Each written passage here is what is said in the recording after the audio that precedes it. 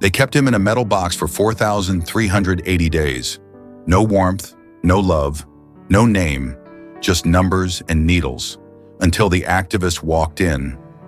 And he did something no one thought a test animal could do. He hugged her. He was Subject 42, not a name, not a life, just a code stenciled above the sealed steel door of his containment unit. He hadn't seen sunlight in 12 years. No sky, no breeze. Only the sterile hum of artificial lights and the echo of footsteps that never meant kindness. He was taken from his mother before he even knew how to hold on. And for over a decade, his world had been nothing but injections, electric shocks, cages, and silence. The researchers said it wasn't cruelty. It was science. They said he couldn't feel grief the way humans do. They were wrong. He remembered fear. He flinched before hands reached for him. He shivered at the sound of keys and he cried. Low, helpless sounds that never brought comfort. Time blurred. He stopped expecting rescue. Hope, that fragile thing, dissolved like the vitamins they injected into his meals, until the door opened, and she walked in. Lena Hart wasn't supposed to be there. She was just auditing compliance protocols for a charity that had donated funds to the lab. When she took a wrong turn into the lower wing, she found a door unlike the others. Old, scratched, padlocked. She opened it, driven by something she couldn't name. What she found wasn't a beast or a subject. It was someone broken and still waiting to be seen.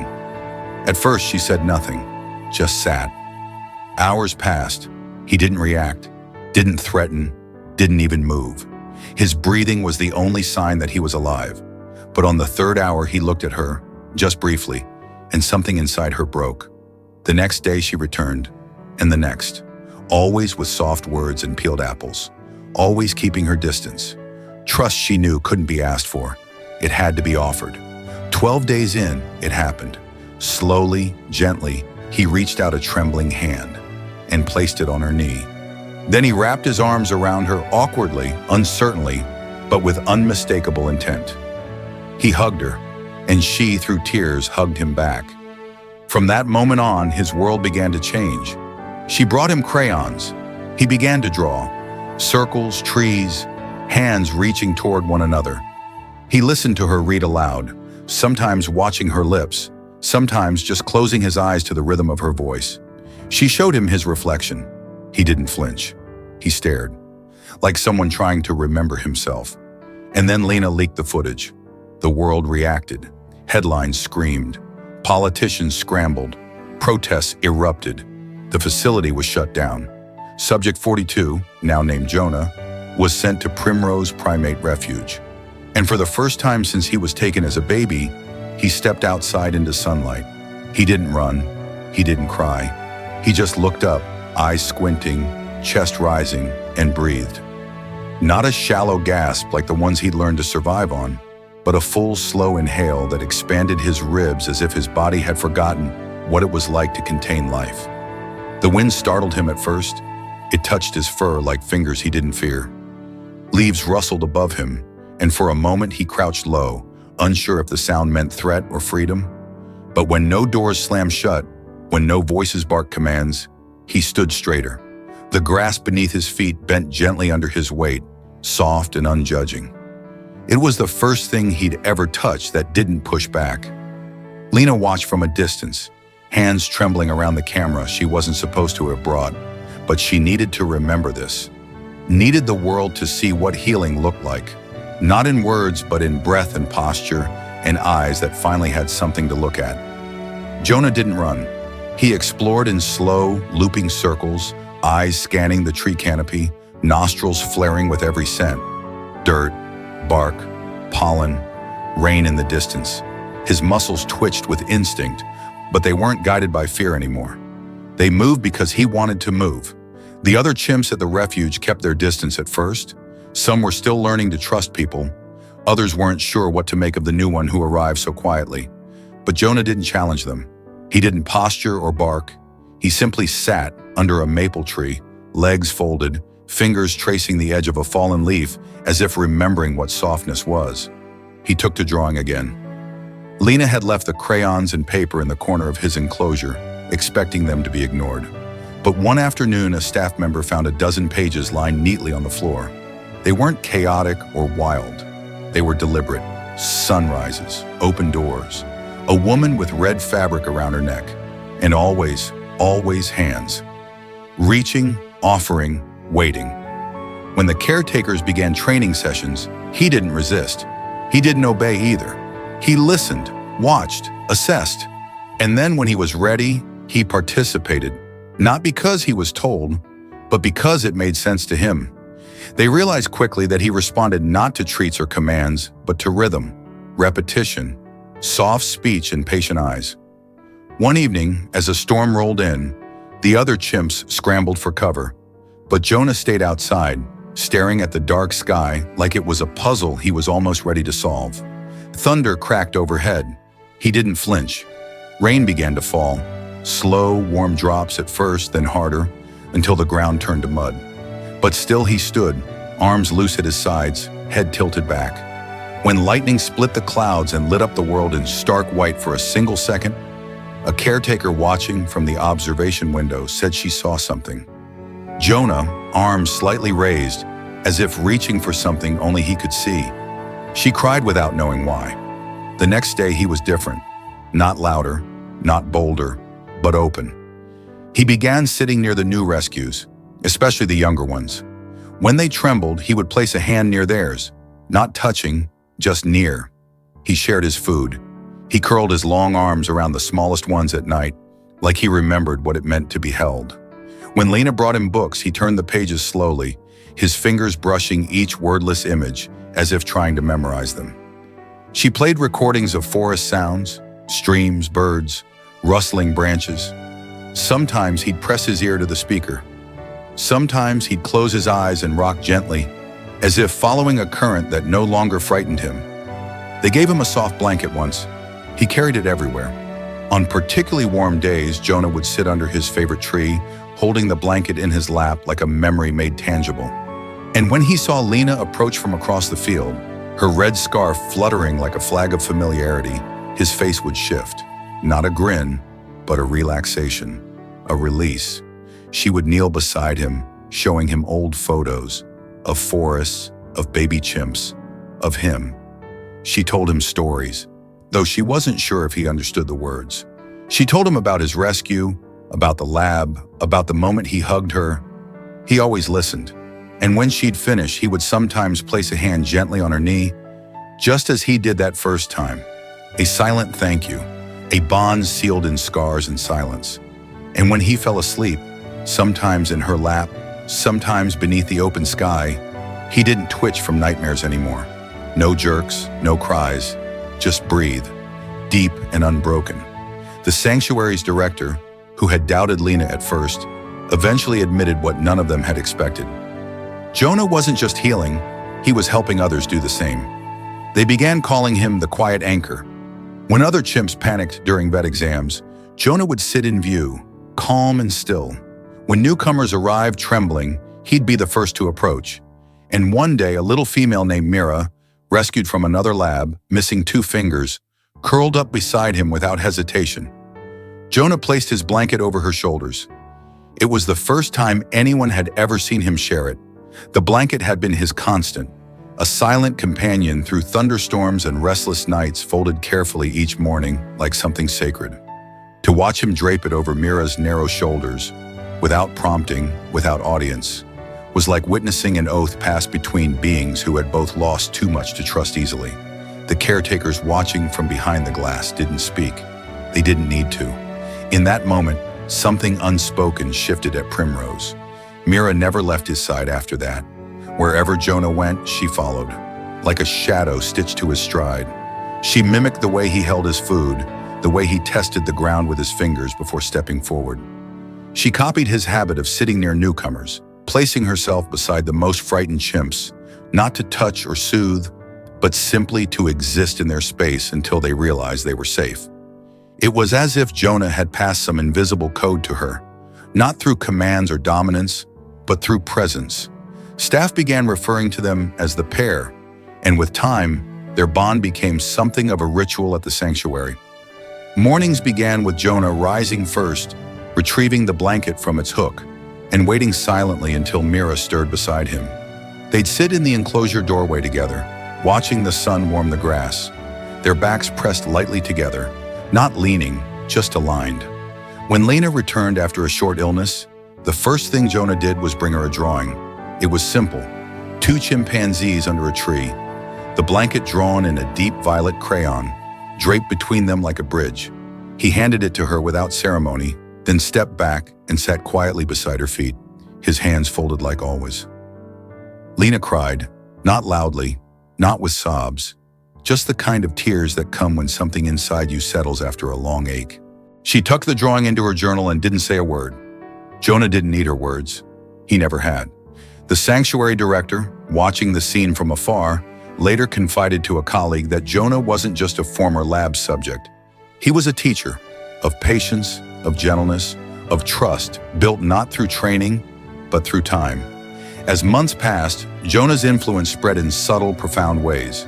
Chimps that once refused to be touched during medical exams began allowing brief contact when Jonah was near. One of the most anxious rescues, a young male with self-harming behaviors, stopped hitting his own face whenever Jonah was within sight. The staff couldn't explain it. Behaviorists offered theories. But Lena knew it wasn't magic. It wasn't luck. It was the result of being seen, truly seen, for the first time in years, and then turning that vision outward toward others still trapped in their silence. Jonah never demanded leadership, but he became the center of every quiet moment. The others responded not to his power, but to his stillness. And that stillness began to reshape the rhythm of the sanctuary. In group enrichment sessions, Jonah would often position himself slightly apart, not aloof, but observant. He'd let the others explore first, testing new tools and puzzles with a cautious grace. When one of them succeeded, he'd offer a nod, a subtle lowering of the eyes, a tiny clench of his fingers. Affirmation without fanfare. And when one failed or panicked, he'd wait, offer space, and return later to try again beside them. It was that patience that drew the attention of a filmmaker visiting the sanctuary. She had come for a short documentary on rehabilitation. She stayed for 3 months. Her footage, once edited, would reveal a truth that photos couldn't capture: that healing is not loud. It does not arrive in grand moments or dramatic scenes. It unfolds slowly, in glances, in pauses, in shared blankets on cold mornings. The final scene of the documentary showed Jonah sitting under the old maple tree, Mira curled beside him, both watching a younger chimp take her first tentative steps into the open enclosure. Jonah didn't move. He simply waited, his eyes fixed on her with the quiet belief that she could do it. The film was called The Quiet One. When it premiered online, it reached millions within days. People who had never thought about animal testing began asking questions. Volunteers flooded Primrose with support letters and donations. Children sent crayon drawings of Jonah holding hands with chimps and humans alike. A group of retired veterans sent a letter titled "From One Survivor to Another," signed with trembling hands and stories of their own silence. And still, Jonah didn't seem to notice the cameras. He continued to rise early, sit beneath the same tree, and wait for the others to join him. He groomed Mira gently now, something he hadn't done in the early days. His touch was slow, deliberate, never forceful. It was as if every movement carried a memory of pain, of loss, and of the long journey back to gentleness. On the anniversary of his release, Lena brought a small plaque to the sanctuary. It wasn't fancy, just a piece of sanded wood with a single sentence engraved in plain lettering. He reminded us what healing looks like when no one is watching. They placed it at the base of Jonah's tree, beneath the spot where the morning light always hit first. Jonah approached it that afternoon, Mira in tow.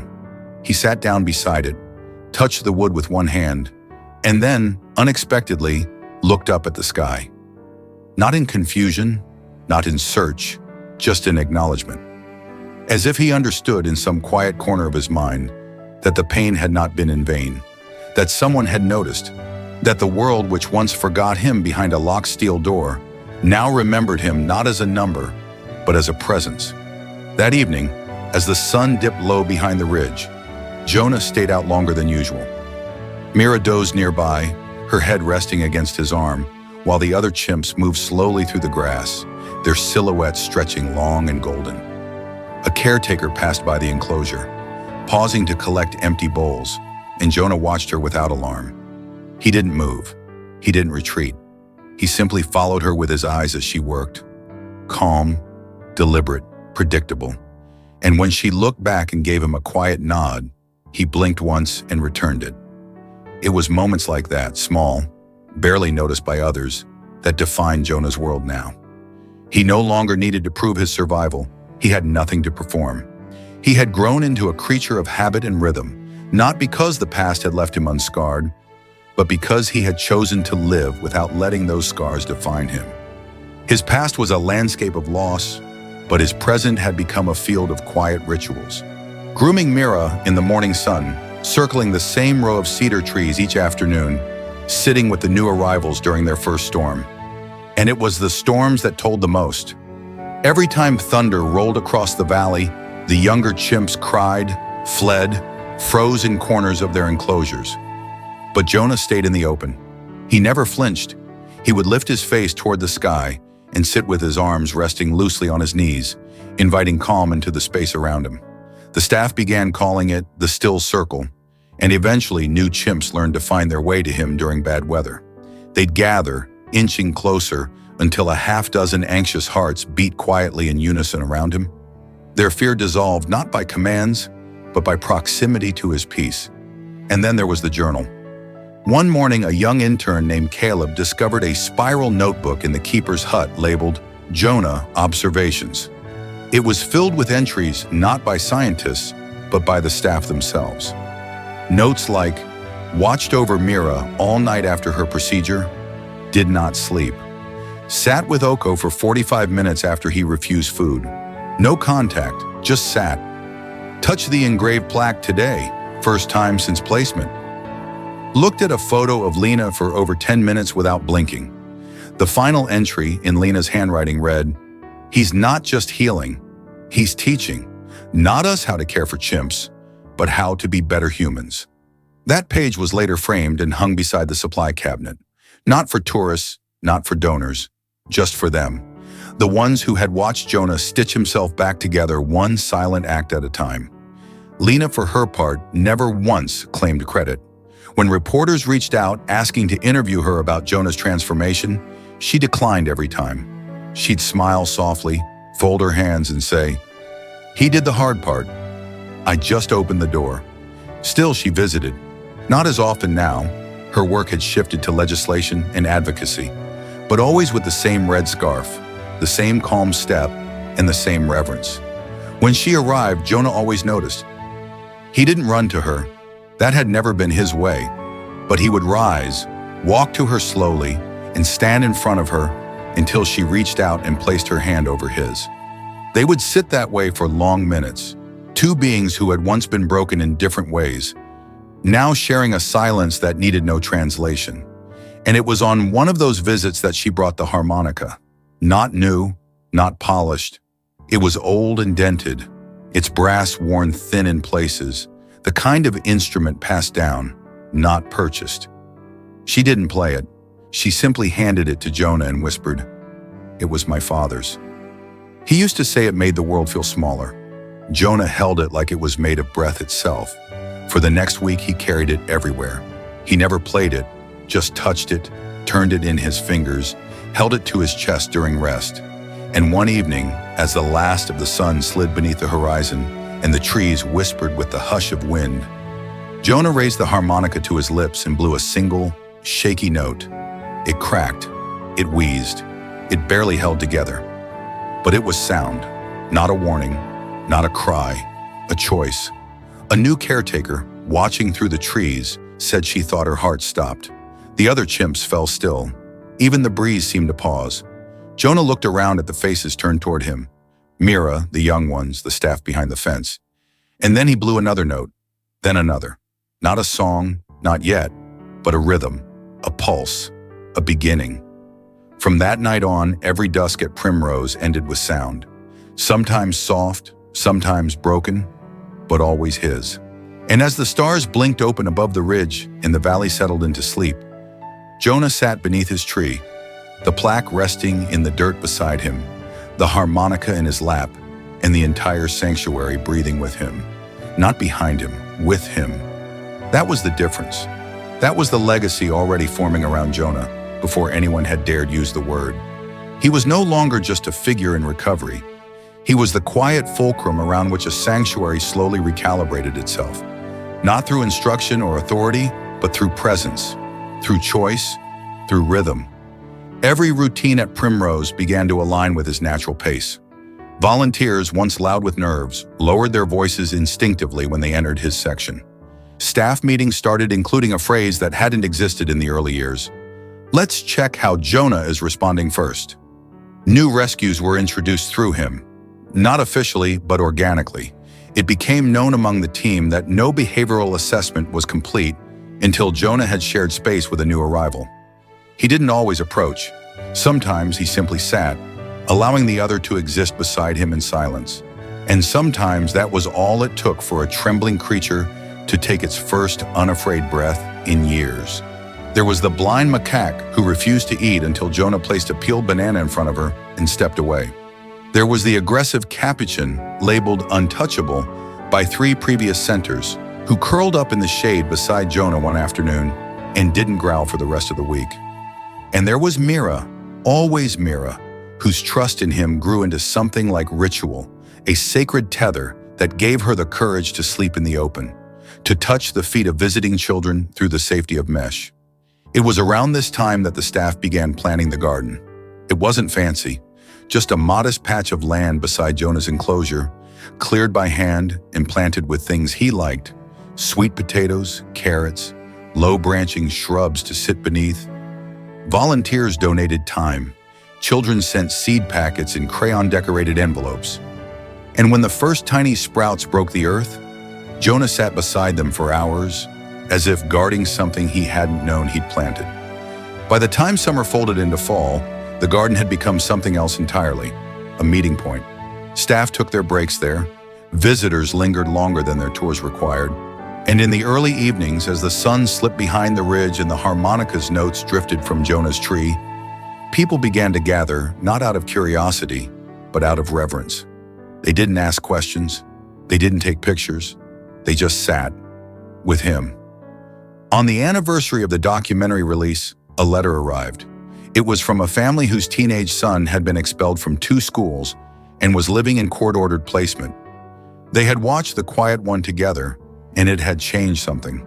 The boy, once unreachable, had asked for art supplies. He had drawn Jonah, then himself, then the 2 of them, side by side under a tree. I think he saw himself in Jonah, the father wrote, and for the first time, he believed maybe healing was possible. Maybe it didn't have to be loud or fast, just real. The staff read the letter aloud that afternoon, gathered in the break room with the door open toward Jonah's enclosure. He was napping beneath the maple tree, the harmonica resting gently in the crook of his arm, Mira's hand loosely curled against his side. No one said a word. There was nothing to say. By winter, a new project had begun, the Jonah program, an initiative led by Lena and the sanctuary team to train other facilities in trauma-informed animal care, modeled not on Jonah's behaviors, but on the sanctuary's willingness to listen to them. It wasn't about replicating him. It was about recognizing that healing lived in spaces rarely measured, in stillness, in watching, in choosing not to speak until invited. And though Jonah never knew of this directly, he sensed the shift. New people arrived not with checklists, but with open hands. They sat first before reaching. They waited before naming. And when they entered his space, they brought nothing but themselves. He aged with dignity. His fur thinned, his shoulders curved, his pace slowed, but his presence never dulled. In fact, it deepened. Every year, a new generation of staff would come, unsure of their footing, uncertain of how to care for animals carrying so much invisible weight. And Jonah would meet them with the same unhurried rhythm, a glance, a pause, an allowance, and they would learn. Not through manuals, not through lectures, but by staying long enough to witness what had nearly been erased from him, the capacity to rebuild trust, not by demanding it, but by offering it without condition. There was one winter evening when a child with selective mutism visited the sanctuary. Her parents had tried everything: therapy, programs, interventions. Nothing had worked. She sat curled in her coat, silent and tight as a knot, unwilling to step near the animals, until she heard the harmonica. Jonah wasn't playing it for her. He never played it for anyone. He just sat beneath the maple tree and blew a low, winding tune that barely rose above the cold air. And the girl walked toward him, not all at once, not quickly. But by the time the last note faded, she was sitting beside the fence, one hand extended, not to touch, just to be seen. That night she whispered her first word in months. "Hello." The staff wrote it down, not because they needed proof, but because sometimes healing comes quietly, and the only way to honor it is to remember. When Jonah began to slow, no one said the word goodbye. It wasn't needed. The rhythm of his life, once defined by silence and fear, had settled into something so natural, so steady, that even its slowing felt like a continuation rather than an ending. He still rose with the sun, still sat beneath the maple tree, still carried the harmonica in the crook of his arm like a memory he could touch. But his steps were softer now, his breaths deeper, his pauses longer. Mira never left his side. She had grown into a calm, watchful presence, his mirror in more ways than one. When Jonah moved, she moved. When he stopped, she leaned against him. When he slept, she draped the old violet blanket over his shoulders, folding it with the same care he once did for her.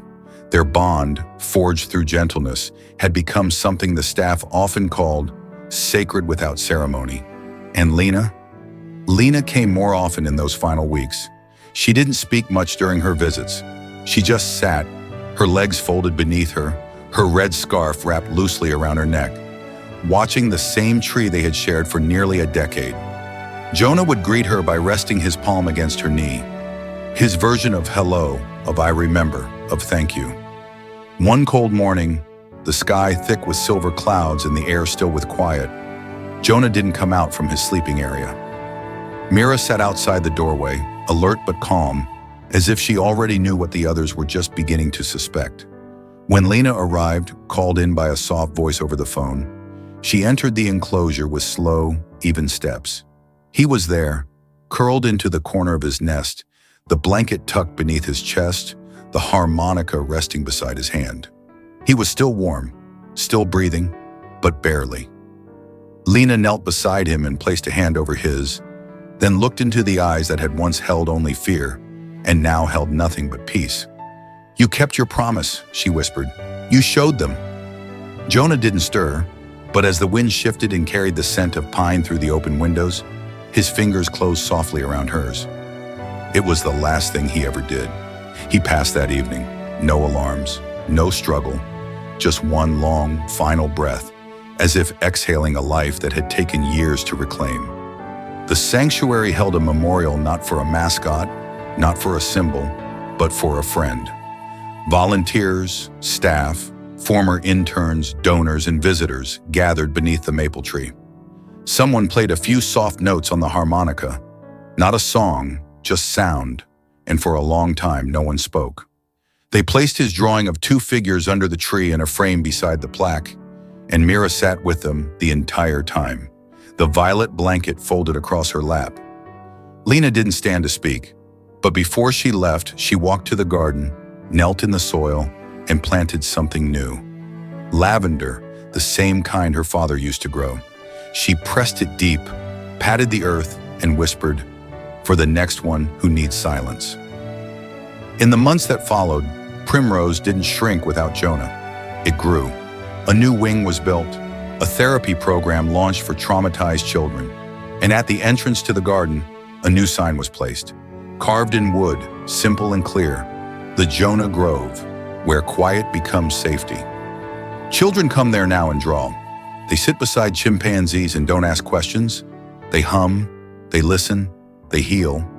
And every year on the anniversary of Jonah's release, the sanctuary gathers under the maple tree to play a song that has no name, on a harmonica that still echoes when the wind carries just right. No statue was built for Jonah, no mural painted, Only this truth, spoken softly by those who knew him best. He didn't change the world by roaring. He changed it by waiting long enough for us to hear him. And we did. If Jonah's story touched you, even just a little, let it stay with you. Share this video. Leave a comment. Tell us about the moments, the animals, the people who taught you that healing doesn't need to shout. And if you believe that even the quietest lives deserve to be heard, subscribe. For the ones still waiting behind closed doors, for the silence that still needs to be listened to, for Jonah.